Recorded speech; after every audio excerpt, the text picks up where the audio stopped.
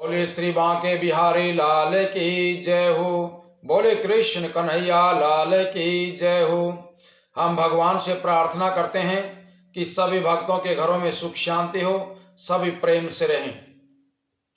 आज हम श्रीमद् भागवत के चतुर्थ स्कंद में 10वां अध्याय आपको सुनाते हैं। आप बड़े प्रेम से कथा को सुने। आज हम कथा सुनाते हैं श्री श्याम सुंदर जी का ध्रुव जी को नारायण के रूप में दर्शन देना। मैत्रेय जी ने कहा कि हे विदुर जी, श्री नारायण भगवान देवताओं से कह करके जिस स्वरूप का ध्यान ध्रुव करता था, उसी नारायण के रूप में भगवान ध्रुव जी के पास जाकर के खड़े हो गए। लेकिन उस समय ध्रुव आंख बंद किए परमेश्वर के ध्यान में ऐसा लीन था कि नारायण के आने का हाल उसने नहीं जाना और न उसने आंखें खोली। तब श्याम सुंदर ने अपना स्वरूप ध्रुव के अंतःकरण से खींच लिया। जब ध्रुव ने परमेश्वर का स्वरूप अपने हृदय में नहीं देखा, तब घबरा करके आंखें खोल दी तो क्या देखता है कि जिस मूर्ति का ध्यान वह करता था, वही स्वरूप सांवली सूरती मोहनी मूर्ति उसके सामने खड़ी है।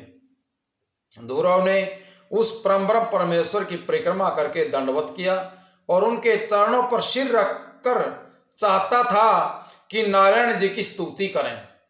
फिर उसने ऐसा विचारा कि जिनकी महिमा ब्रह्मा, शेषनाग और गणेश जी वर्णन नहीं कर सकते, मैं अज्ञानी बालक किस तरह उनकी स्तुति करूंगा।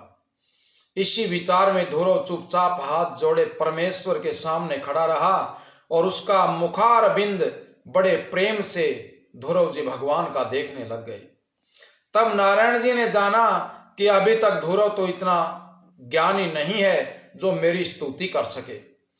ये विचार करके त्रिलोकी नाथ ने कृपा करके अपना शंख ध्रुव के मुख से लगा दिया और कपोलों से छुआ दिया। उसके छुआते ही ध्रुव के हृदय में ज्ञान और बुद्धि का प्रकाश हो गया। उसको सब विद्याएं याद हो गई। ध्रुव ने हाथ जोड़ करके विनय की कि हे दीनानाथ, जब तक आपकी कृपा व दया नहीं हो, तब तक कोई आपके चरणों का दर्शन नहीं कर पा सकता। ब्रह्मादि देवताओं का भी यही ऐसी सामर्थ्य नहीं है जो आपका गुण वर्णन कर सके। आप स्तुति करने की कुछ इच्छा नहीं रखते, अपनी माया से तीनों लोकों की उत्पत्ति, पालन व नाश करते हैं। ब्रह्मा से लेकर के चींटी तक तीनों लोकों के सब जीव आपकी माया से उत्पन्न हुए हैं। सबके मालिक परम ब्रह्म परमेश्वर त्रिलोकीनाथ आप ही हैं। ब्रह्मा भी आपके स्वरूप को नहीं जानते हैं जिससे वे आपकी स्तुति कर सकें। संसार में स्त्री और पुत्र का मोह बबुल रूपी वृक्ष और आपके चरणों की भक्ति कल्पतरु के समान है, जिसमें मनुष्य की सब कामनाएं पूर्ण होती हैं। मैं माता पिता से दुखित होकर के आपकी शरण में आया था, इसलिए आपने दया करके अपने दर्शन से मुझे कृतार्थ कर दिया। उन लोगों का बड़ा भाग्य है जो आपका निष्काम तप व जप करते हैं। आपकी दया के बिना किसी को ज्ञान प्राप्त नहीं होता है।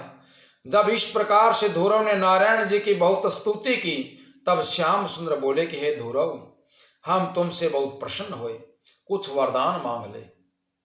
ये बात सुनकर के ध्रुव बोला कि हे दीन दयालु, जब आपके चरणों का दर्शन मैंने कर ही लिया है, तब मुझे मांगने की और क्या बाकी रह गया। केवल आपके चरणों में भक्ति और प्रेम चाहता हूं। ये वचन सुनकर के अंतर्यामी नारायण जी ने कहा कि हे ध्रुव, तूने राजगद्दी मिलने के लिए मेरा तप किया था, इसलिए हमने तुझे राज सिंहासन दे दिया। अब तू मेरी आज्ञा से नगर में जा और जिसने तुझे ताना मारा था उसके सामने 36,000 वर्ष तक राज्य कर। जो तुझे अभागी कहती थी और उसका पुत्र उत्तम, जिसके पास तुझे राजा ने गोद में नहीं बैठने दिया था, तेरी सेवा करेंगे। तेरा पिता तुझे राजगद्दी पर बैठा करके तप करने के लिए वन में चला जाएगा। तेरे भाई उत्तम को वन में शिकार खेलते समय कुबेर का अनुचर एक यक्ष मार डालेगा उसी चिंता में उत्तम की माता भी वन में जल करके मर जाएगी। जब तू शरीर त्याग करेगा तब हम ब्रह्मलोक से भी ऊंचे ध्रुव लोक में तुझे रहने के लिए स्थान दे देंगे। वहां तू महाप्रलय तक स्थिर रहेगा।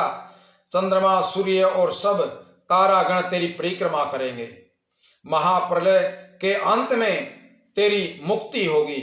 मेरे भक्तों की बराबरी कोई नहीं कर सकता, उनकी कोई इच्छा बाकी नहीं रहती है। तुम सदा हमारी कथा सुन करके पिछले धर्मात्मा राजाओं का हाल जानना। भगवान ने जब ये वरदान ध्रुव को दे दिया तो देवता लोगों ने प्रसन्न होकर के नारायण जी और ध्रुव के ऊपर फूलों की वर्षा की और ध्रुव के भाग्य की प्रशंसा की। जब नारायण जी ये वरदान देकर के अपने लोक को गए तब फिर हवा चलने लग गई और तीनों लोकों के जीव हवा चलने से बड़े सुखी हुए।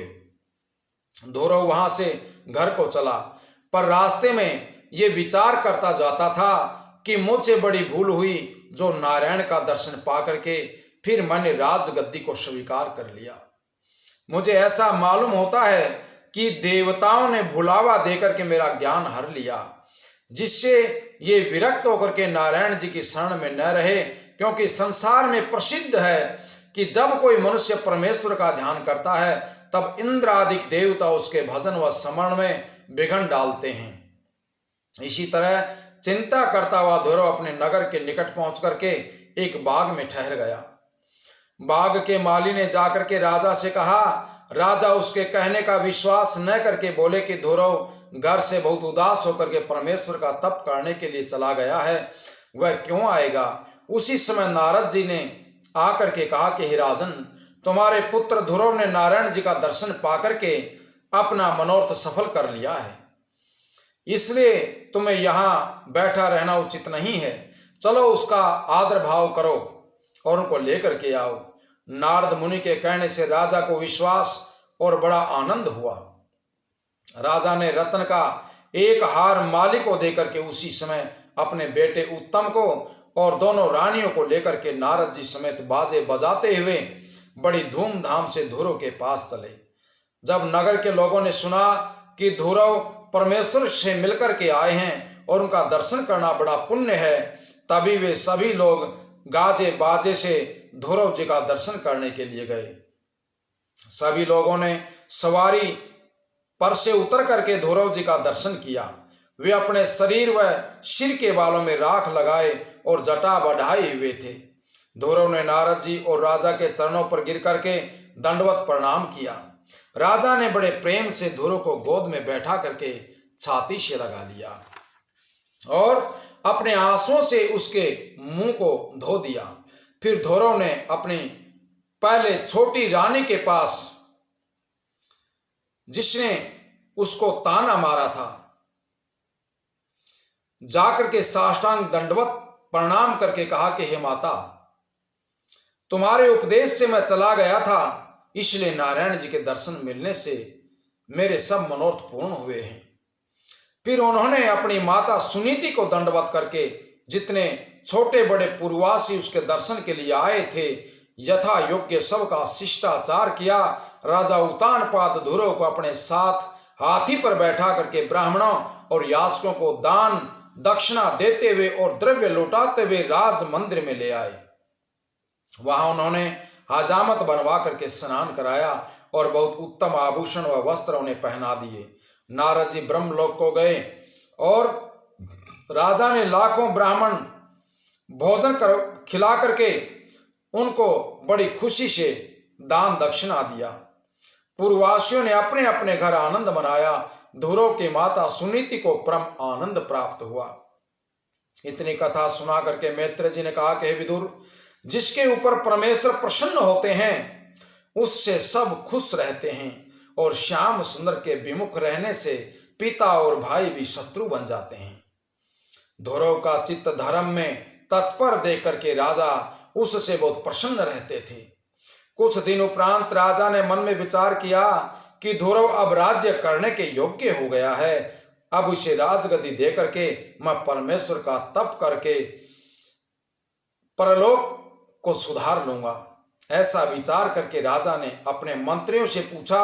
जब सब लोगों को ये बात अच्छी मालूम हुई तब राजा ने अपना मुहूर्त देख करके ध्रुव को राज सिंहासन पर बैठा दिया और राजकाज उनको सौंप करके आप वन में जाकर के नारायण का तप व ध्यान करने लग गए। ध्रुव ने राज गद्दी पर बैठ करके सातों द्वीपों पर ऐसा राज्य किया जिनके धर्म व न्याय से सब प्रजा आनंद से रहने लग गई। बाघ व बकरी एक ही घाट पर पानी पीते थे। उनके राज्य में कोई दुखी व दरिद्र नहीं था। प्रजा के इच्छा करने पर पानी बरसता था। ध्रुव जी ने अपने भाई उत्तम को राज्य काल का अधिकार दिया था और उत्तम भी ध्रुव जी की आज्ञा के अनुसार सब कार्य करके बड़े प्रेम से उनकी सेवा करता था। एक दिन उत्तम ध्रुव से आज्ञा लेकर के वन शिकार खेलने के लिए गया। वह एक मृग के पीछे दौड़ा। दौड़ता हुआ कुबेर के वहां विहार करने की जगह में जा पहुंचा और उसके साथियों ने उस स्थान को मल मूत्र से भ्रष्ट कर दिया। कुबेर के नौकर बोले कि तुम संसारी मनुष्य होकर के देवलोक में क्यों आए हो। इसी बात पर उत्तम भी अपने राज्य के घमंड को देख करके, अपने राज्य के घमंड में भर करके उनको दुर्वचन कहने लगे। उनमें एक यक्ष बड़ा बलवान था। उसने उत्तम को मार दिया। उसके साथियों ने आकर के हाल ध्रुव से कहा। तब ध्रुव जी क्रोधवंत होकर के अपनी सेना समेत यक्षों से लड़ने के लिए चले। उत्तम की माता सुरुचि ये हाल सुनकर के रोते विलाप करती हुई उसकी लोथ ढूंढने के लिए वन में चली गई और आग लगने से वहां जल करके मर गई। जब राजा ध्रुव अपनी सेना समेत यक्षों के पास पहुंचे तो 1,30,000 यक्ष शस्त्र लेकर के राजा ध्रुव के सामने युद्ध करने के लिए आए। राजा ने अपने सेनापतियों से कहा कि तुम लोग अलग खड़े होकर के युद्ध का तमाशा देखो, हमको लड़ने दो। ऐसा कहकर के ध्रुव जी अपना रथ यक्षों के सामने ले गए।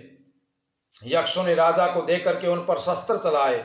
ध्रुव जी ने उनके सब वार चलाए, बचाए और अपना ध्रुव धनुष चढ़ा करके ऐसे बाण मारने लगे कि उनमें से कुछ तो मर गए और बाकी घायल होकर के गिर पड़े। राजा ध्रुव की विजय हुई। यक्षों की यह दशा देख करके एक यक्ष ने जाकर के कुबेर से सब वृतांत कह दिया। कुबेर अपने नौकरों के घायल होने पर, मारे जाने का हाल सुनकर के अपनी सेना के साथ लड़ने के लिए संग्राम भूमि में आए। उन्होंने ध्रुव से कहा कि तू मनुष्य होकर के देवताओं को दुख देता है, मैं तुझे मारूंगा। ध्रुव जी बोले कि मैं केवल परमेश्वर को देवता मानता हूं, जिन्होंने देवता और मनुष्य सब जीवों को उत्पन्न किया है। तब कुबेर ने बहुत से तीर ध्रुव को मारे। ध्रुव ने उनके सब बाणों को अपने तीरों से काट दिया। तब कुबेर ने ध्रुव से कहा कि तुम्हारा गुरु कौन है जिसने ऐसी विद्या तुम्हें पढ़ाई है, बताओ किसके तुम चेले हो। ध्रुव ने उत्तर दिया कि जिसके प्रताप से तुम देवता हुए हो वही मेरा गुरु है और मालिक है। ये सुनकर के कुबेर ने क्रोधवंत होकर के नारायण शस्त्र ध्रुव को मारने के लिए उठाया और ध्रुव ने भी नारायण शस्त्र निकाल लिया। तब ब्रह्मा जी ने विचार किया कि नारायण शस्त्र चलाने से बड़ा अनर्थ हो जाएगा, संसारी जीव मारे जाएंगे। ध्रुव परमेश्वर के भगत और कुबेर जी के देवता हैं, इन दोनों में कोई मर नहीं सकता। ध्रुव परमेश्वर के भगत हैं और कुबेर जी देवता हैं, इसलिए इनमें से कोई मर नहीं सकता। ऐसा विचार करके ब्रह्मा जी ने ध्रुव के दादा स्वांभु मनु और नारद जी से कहा कि तुम लोग जाकर कुबेर और ध्रुव को समझा करके उन दोनों में संबंध करा दो, मेल करा दो। उन्होंने उसी समरण भूमि में जहां ध्रुव जी लड़ रहे थे जाकर के उन्हें प्रेम से पुकारा। तब ध्रुव ने देखा कि हमारे दादा मनु आए हुए हैं। तब वे युद्ध छोड़ करके रथ पर से उतर पड़े और स्वांभु मनु को साष्टांग दंडवत प्रणाम किया। बोले श्री कृष्ण कन्हैया लाल की जय हो।